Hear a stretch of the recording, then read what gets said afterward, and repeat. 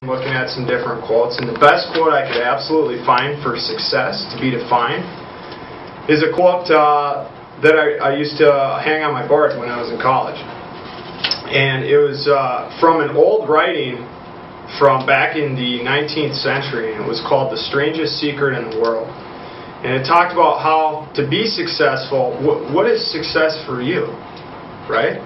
So before I give you that quote, I want to just take a couple of minutes and I want you guys to write down on paper, what is success for you? How do you know when you've become a success?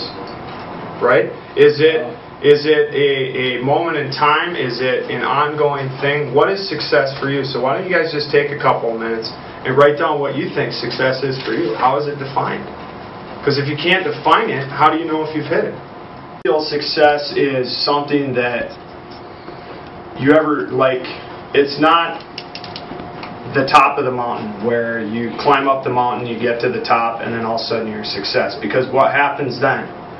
You have to go back down, right?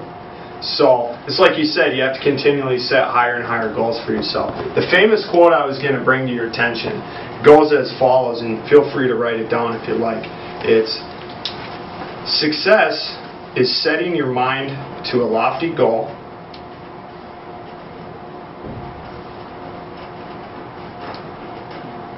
and then working progressively towards the achievement of that goal. That's it. The success is the school teacher who's going to school because that's the passion that she has.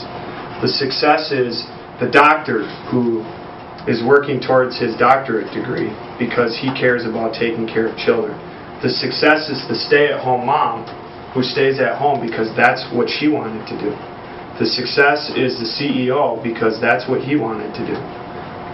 You know, success isn't always about your title or how much money you have. It has a lot to do with, are you setting goals to be a better person, and are you progressively working towards those?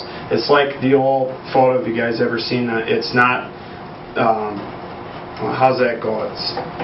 It's not the direction in which you, or it's not, it has to do with a sailboat.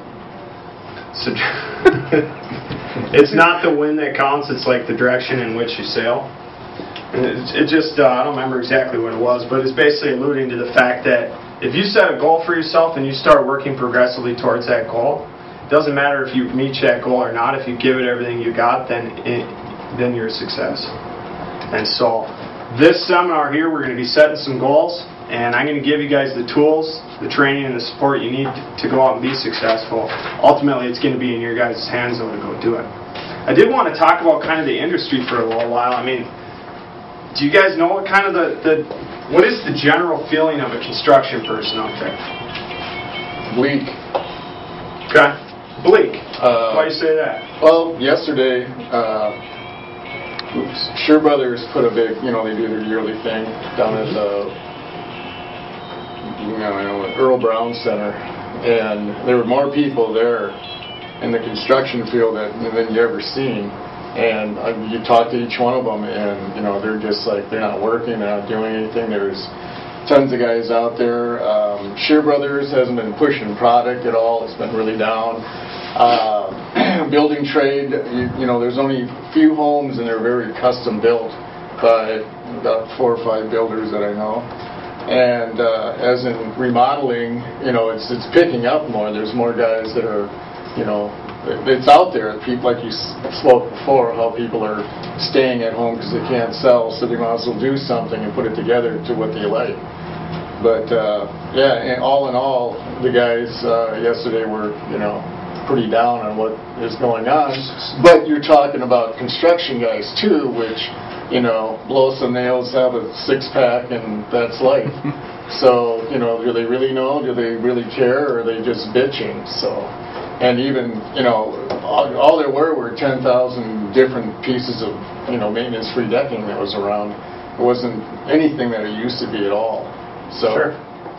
Well, that's good. I'm glad you brought that up, because that is kind of the general sentiment in the industry. I go talking to people, and I'm like, yeah, they're like, oh, you're in remodeling? Jeez, you must really be having a bad year.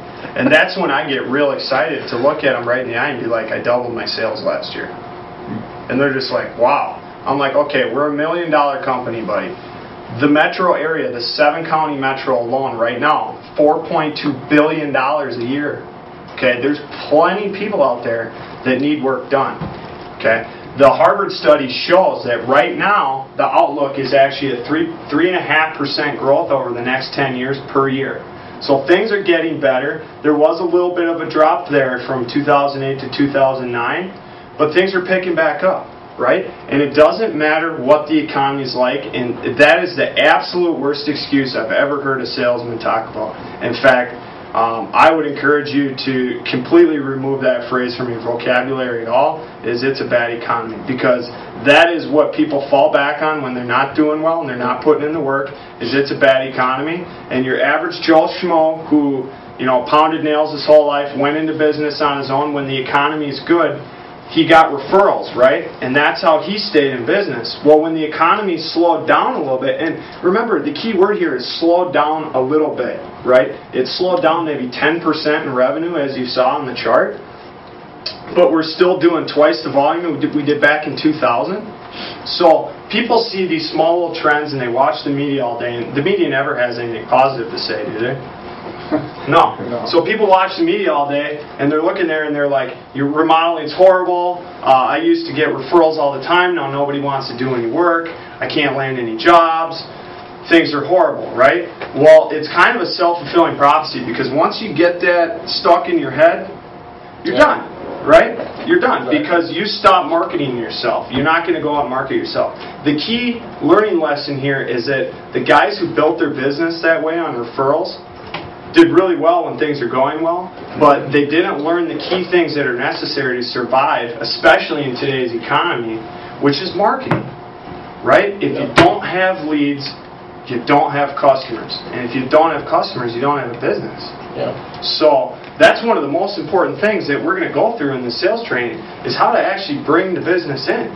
What marketing tactics we use and what's our strategy for putting ourselves out there and generating business. And I think it's a good time now too, because it's a weeding out period for those people and everything, and it brings other people that So I look at it as a positive, like it always has been. The number of licensed contractors reduced by about 1,000 licensed contractors last year. They say that the amount of discretionary spending is actually going down. So things like kitchens, bathrooms, basements, the interior additions and things like that. The spending in the last 2 years has actually gone down about 3%, but the exterior services has gone up by about that equal amount. And the reason is, we live in Minnesota, guys. Yeah. It's perfect. There's always going to be some kind of weather that's going to deteriorate the exterior of a house. There's always going to be some lady out there that needs a new roof, needs a paint job done, needs her windows replaced. It doesn't matter. So there's plenty of business out there, you guys. I encourage you not to listen to the media. Stay positive. It's the only thing that's going to get you through it. If you go in with the outlook that you're doing because of the economy, you may as well just fold up your book right now and quit. I'm here to tell you, there is plenty of business out there. We're about 1/100th of 1% of the market. We got plenty of room for growth. We got a great marketing team. And if you guys are willing to get out there and work, then I think you can do very, very well for yourself.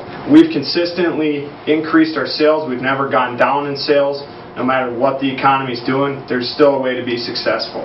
You just have to, do you ever do like SWOT, have you gotten into any marketing classes, like a SWOT analysis? Just did one last night. For every threat, there's always an opportunity, right? Yep. When everybody's like, oh, the real estate bubble, I'm getting out of real estate, what does the smart person do? He comes in, he's like, well, I'm going to buy your house then. I'm going to fix it up and sell it because you're willing to get rid of it for cheap, right? There's always a winner and there's always a loser. I encourage you guys to look at the side of it where you're like, how can I take advantage of that? How can I structure my marketing around taking advantage of the fact that there's a lot of people getting out at the end of the chair? Back